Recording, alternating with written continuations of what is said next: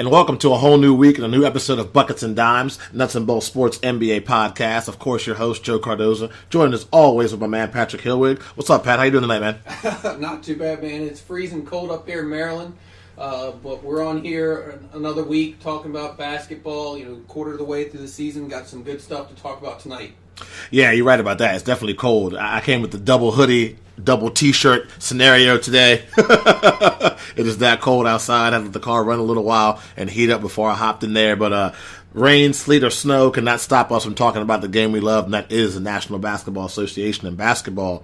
Let's just hop right into it. Talk about our weekly power rankings, our top 10 as always. I'll go ahead and kick things off. For this week, on my power rankings, my number one ranked team in the NBA is the Toronto Raptors. I have the Milwaukee Bucks at 2. It's crazy as it sounds to say this. I didn't see it happening at the beginning of the season, but I have the Clippers at 3. I have the Golden State Warriors at 4. Philadelphia 76ers at 5. Grizzlies are 6. Celtics at 7. Thunder at 8. The Pacers are at 9. And then the Los Angeles Lakers have cracked my top 10, and I have the Lakers at 10. Now, before we discuss that, let's go ahead and hear what you got, Pat. All right, we're similar, but I'm a little bit different there. Of course, we got the Raptors and Bucks 1 and 2. I've got the Clippers also 3. They've won 2 in a row, 8 and 2 in the last 10 games. I've got the Warriors in there at number 4. They bumped up last week. They're at 5. The Nuggets, they haven't beaten a lot of good teams, but they're on a 4-game win streak, 5-5 in the last 10. So the Nuggets I've got at 5. The Sixers I've got at 6. The Pacers at 7. I've also got, coming in at number 8, we've got the Oklahoma City Thunder. 9, the Grizzlies. And 10, yes, I have the Pistons breaking my top 10 this week. 3 wins in a row, 7 and 3 in the last 10. They just beat the Raptors. They're on fire right now. I'm not saying they're going to make the playoffs in the Eastern Conference or anything, but they are in my top 10 this week. I want to start the conversation with that because I did not. See how he holds things out on me? I did not know. Pistons at 10. They're 5th in the Eastern Conference right now. They're 11 and 7. Like I said, they're on a 3-game winning streak. Blake Griffin's out there balling like crazy. Drummond's out there pulling every rebound down. I mean, they're playing really well right now. It's funny to me how that team, under the radar move, Dwayne Casey being their head coach, and of course he was the coach of the year last year in the NBA, fired by the Raptors. He goes to Detroit, where Stan Van Gundy was struggling, and like you said, Blake Griffin kind of resurrecting his career a little bit early on in the season. Andre Drummond doing what Andre Drummond does. And I think another thing that's important for that team, too, is the health of Reggie Jackson. Signed a big contract when he left Oklahoma City. Hasn't really been able to do a lot with Detroit because he can't stay on the court. So having him healthy out there to be the point guard and facilitate is definitely a big deal. But I think a lot of that has to go to Dwayne Casey just showing how good of an NBA coach he really is. Oh, absolutely. I mean, you mentioned Reggie Jackson. Right now, Reggie Jackson's averaging 16 points a game, just 4 assists and 5 rebounds. But like I said, Blake Griffin, 25 points. He's averaging almost 10 boards a game. He's averaging almost 5 assists a game. Drummond's out there pulling down 16 boards a game. I mean, you can win. You can win when you got 2 guys like that. And Blake Griffin's making 3-pointers, and Blake Griffin is, he's making big time shots at the end of games right now. And when both those 2 guys are on, I mean, they're a tough team right now. Yeah, I think Detroit's one of those places when I heard about Blake Griffin getting traded to the Detroit Pistons last year. Detroit's kind of a place where guys' careers go to die. I mean, it's been a long time since you had Chauncey Billups, Mr. Big Shot, Ben Wallace, Rasheed and those boys, and Richard Hamilton. That's a long time ago when the Detroit Pistons were in the NBA Finals, winning NBA Finals games. So to have Blake Griffin there, I kind of thought, man, this guy's career, Lob City, dunk contest champion, he's not going to be the same player, and he's proven us wrong in a lot of ways early on in this NBA season. Kind of want to talk about it, too. You and I both have them in our top 10. Los Angeles Clippers. I mean, again, coaching. I mean, Doc Rivers. This is a guy that, if you remember back in the day when Doc Rivers was the coach of Orlando Magic, kind of a ragtag squad. Jameer Nelson, undersized point guard. He took him to the NBA playoffs. Then you think about the Boston Celtics before they made that trade to get the KGs, to get the Ray Allens. He had the Boston Celtics being really competitive. And here you are with the Clippers. No CP3, no DeAndre Jordan, no Blake Griffin. I thought for the Clippers, it's Tobias Harris, who's kind of like a borderline NBA star, in my opinion, and this team is really, really doing well. And here they are, ranked number 3 in my power rankings, and a lot of people's power rankings. They're in the top 10. to say it's a surprise is an understatement. I mean, last week, who was number one in the Western Conference? Portland Trailblazers. This week, who's the number one in the Western Conference? The Clippers are number one. So I mean, every week the Western Conference just keeps changing, which is ironic because going back over the past couple years, we've always had Golden State Warriors number one. It was never a doubt in our mind. This year, man, it's wide open in the Western Conference, and I love it. I love the competition out there. But definitely going back to what the Clippers are doing right now, I mean, they've had some big wins. They've beaten the Trailblazers. They've beaten the Grizzlies. They beat the Warriors 121-116 this year. The Bucks 128-126. I mean, they're beating some of the better teams in the league. Recently they did lose, of course, to the Washington Wizards, which kind of spurred our comeback somewhat of the season, which I'm really excited about, and we'll talk more about that later.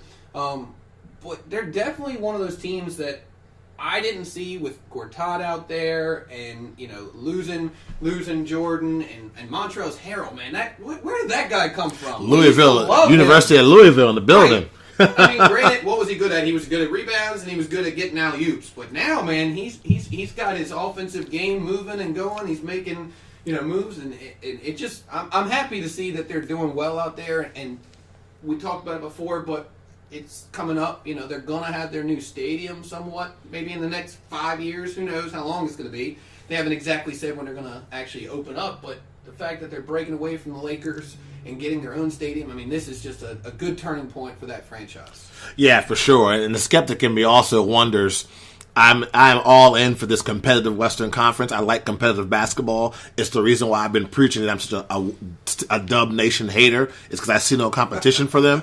So this is great for me. But the skeptic in me wonders, it's only a matter of time before Steph Curry comes back. And will all this conversation be for naught when he comes back and they go on some kind of crazy win streak of 18 games in a row, blowing people out the water? And then we're sitting here, home dome, sad and gloom because the Golden State Warriors are once again the most dominant force in the West. But we'll have to see. Yeah, I mean, they're 15-7 right now on the season. Steph Curry not being there has definitely been a big blow. We've talked about some of the turmoil between Durant and excuse me. We talked about the Draymond Green.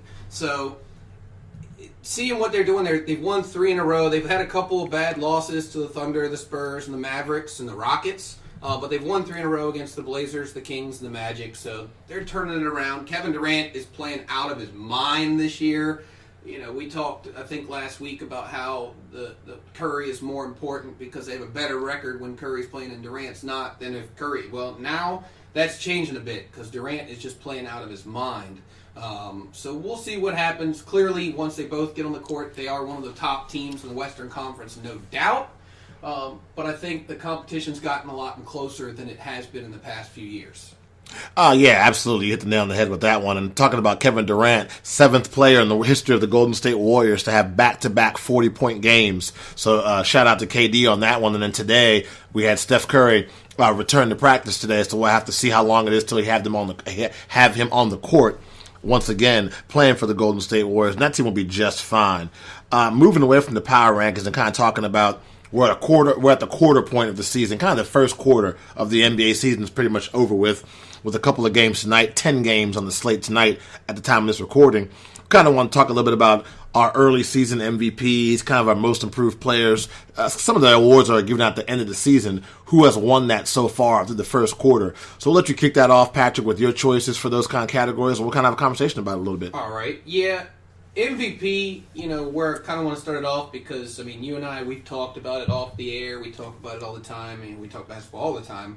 My MVP at the beginning of the season was Giannis Antetokounmpo, a.k.a. the Greek Freak. Right now he's averaging 27 points, 13 rebounds, 6 assists, a steal, and a block a game. I mean, they're number 2 in the Eastern Conference right now. So, they're definitely living up to the hype that was coming into the season. So I'm going to have to stick with him. I can't go away from him. I started out with him during the year. I can respect that. There's a couple of players that are coming on hard right now. James Harden's balling out of his mind. The team's not playing that well, but James Harden, if he keeps playing the way he is, he's going to be a 2-time MVP for sure. Because that team's going to figure it out eventually. But I'm going to go with the Greek Freak for my MVP. As far as comeback, I kind of put two together. I got comeback players and I've got most improved players. My comeback players, I've got three guys that I'm really impressed by. Jabari Parker in Chicago, what he's been able to do. He scored 20 points the other day. Derrick Rose had a 50-point game the other day. His career went from, down in the dirt, and it looked like somebody was getting ready to put the last, shovel the last piece of dirt on him, and he was going to retire, to coming out and doing what he's doing this year and balling out in Minnesota right now.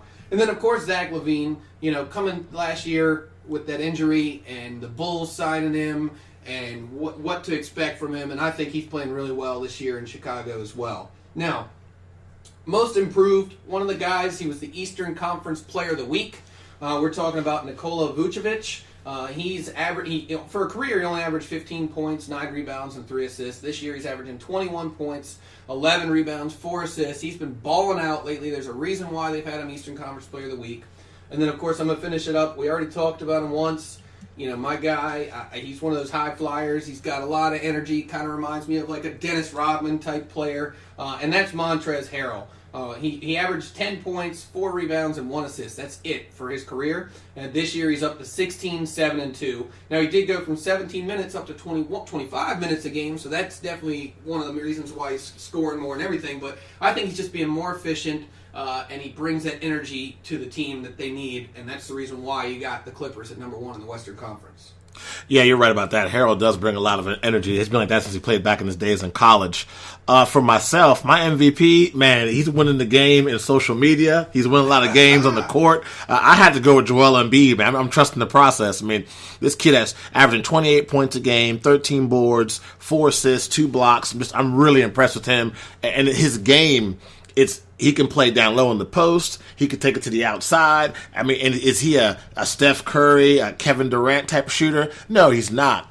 But for his size, being 7 feet tall and being able to take the ball outside like that and shoot the way he can shoot and also take you off the dribble a little bit, you don't see 7-footers like that. Like you can say, oh, Shaq did that. Not really. I mean, Shaq's outside jumper was like 10 feet and in. This guy is hitting fadeaways off the glass, game-tying threes, and he's 7 feet tall. And, oh, yeah, he's still learning the game of basketball. So I got to go with Joel Embiid for my MVP for the first quarter of the season.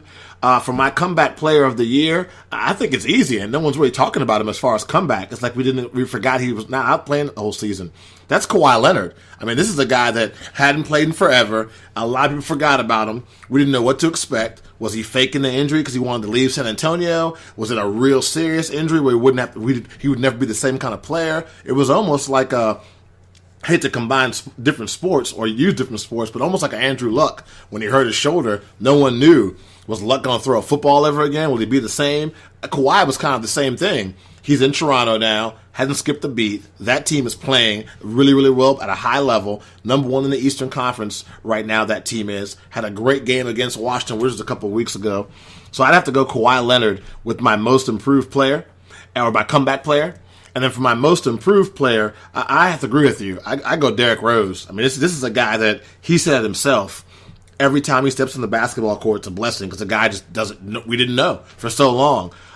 You wish good health for all players in the NBA, but I really wish good continued success and health for Derrick Rose because I say it all the time, at least once a week to one person. His MVP season, he is the most explosive guard I had ever seen. And when I say explosive, it's a crossover dribble to the rack. I don't care if you're 6'10". I'm yamming on your head. Nothing you can do about it. Pull-up jumper, floater, I'm doing it all. He's one of those guys where my famous saying, however you want it, you can get it. That was what Derrick Rose was doing to cats before he got the rash of injuries. So I have to say Derrick Rose is my comeback player of the year for the NBA so far in the first quarter. So that's kind of what I got. Now, I cannot disagree with you on Derrick Rose. Like I said, when we talk about some players that come back from injuries and stuff like that, seeing what he's able to do, and he's going out there, he's getting 18 points a night, and the next night he's getting 20, 25, 22. So the fact that he's able to play out there, and he's able to play with Teague as well, so he's kind of, he's able to come off the bench. He doesn't have to do what he was trying to do, or he's trying to push himself, to really get all those minutes. I think, he's actually averaging, this year he's actually averaging 30 minutes a game, so he's definitely getting his minutes, but I'm really happy to see the guy, rejuvenate and bring his career back to life, because he was by far